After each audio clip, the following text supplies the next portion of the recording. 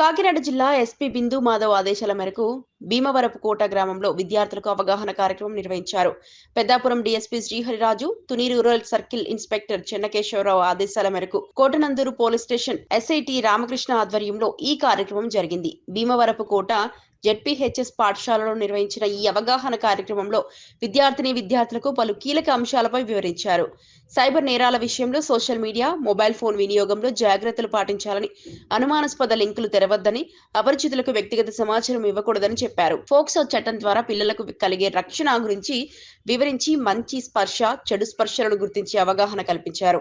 ఏవైనా ఇబ్బందికర ఘటనలు జరిగితే వెంటనే తల్లిదండ్రులు, ఉపాధ్యాయులు లేదా పోలీసులకు తెలియజేయాలని చెప్పారు.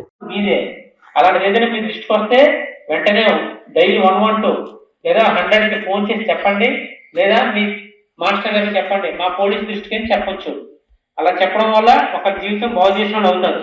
ఎందుకు 18 సంవత్సరంలో పెళ్లి చేసుకోకూడదు తెలుసా మీకు? ఎందుకు చేసుకోకూడదు అంటే, చిన్నపిల్లలు మీరు ఇప్పుడు 15 సంవత్సరాలు 10వ తరగతి చదువుతున్నారు. మీరు శారీరకంగా బలహీనంగా ఉంటారు, మానసికంగా కూడా బలహీనంగా ఉంటారు.